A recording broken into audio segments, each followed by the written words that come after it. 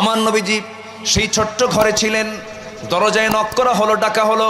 আমার নবীজি দরজার সামনে দাঁড়ায় দেখেন টকবগে একজন যুবক, সুন্দর চেহারা কিন্তু রক্তাক্ত অবস্থা, থরথর করে কাঁপতেছে ঠান্ডায়। সে সময় ঠান্ডার কাল ছিল, শীতকাল ছিল। রাসূল বলছেন, ও যুবক, তুমি অনেক কষ্ট পাচ্ছ, আমি ভিতরে যাই। ভিতরে চলে গেলেন। দুটা জুব্বা, আমার নবীর ব্যবহৃত দুটা জুব্বা আস্তে করে হাতের মধ্যে নিয়ে এসে বলছেন, গায়ে দাও। গায়ে দেওয়ার সঙ্গে সঙ্গে রাসূল বলছেন, কি হয়েছে তোমার বলো।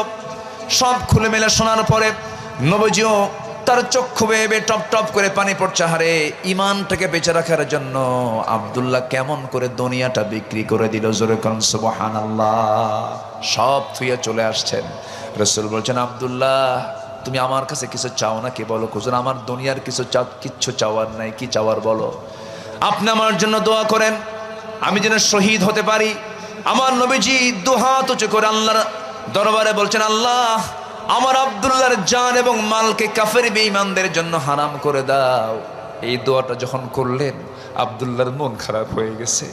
আব্দুল্লাহ বলছেন, হুজুর, আমি দোয়া চাইলাম কি, আপনি দোয়া করলেন কি? আমার তো মন ভালো নাই। রাসূল বলছেন, কেন? হুজুর, কাফের মুশরিকরা আমারে যদি না মারতে পারে, আমি শহীদ হব কেমনে? আমার নবীজি বলছেন, আব্দুল্লাহ, ওয়া ইম্মা তাআলা ফিরাশিহি, যদি কারো দিলের ভিতরে শহীদের তামান্না থাকে, শাহাদাতের তামান্না থাকে, তার মৃত্যু যদি বিছানা হয়ে থাকে, আল্লাহ পাক তাকে শহীদের দরজা দিয়ে দেন। সবচেয়ে বেশি বুঝেন যিনি, আমাকে যিনি পরামর্শ দিতে পারবেন, তিনি আমার কে বলেন তো? যার হাতে আমার প্রাণ, তিনি কে? আল্লাহ তাআলা। সেই মহান রব্বুল আলামিন কোরআনে কারীমের বিভিন্ন জায়গায় তিনি আমাকে আপনাকে সফলতার জন্য বেশ কিছু পথ পন্থা তিনি দেখিয়ে দিয়েছেন। সেখান থেকে আমি বাছাই করে মোটামুটি 9টা পয়েন্ট, সফলতার শর্তগুলো আমি একটা একটা করে একটু বলতে চাচ্ছি। ওমা তৌফিকি ইল্লা বিল্লাহ আলাইহি তাওয়াক্কালতু ওয়া ইলাইহি উনীব।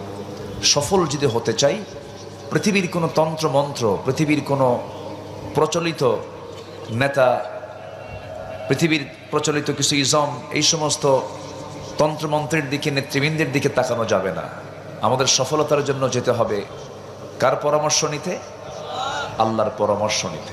আসুন ধীরে ধীরে সেই দিকে আমরা চলে যাচ্ছি, মূল আলোচনার পর্বে যাচ্ছে। 9টা শর্ত বলেন তো, কয়টা শর্ত বলেন তো? 9টা শর্ত।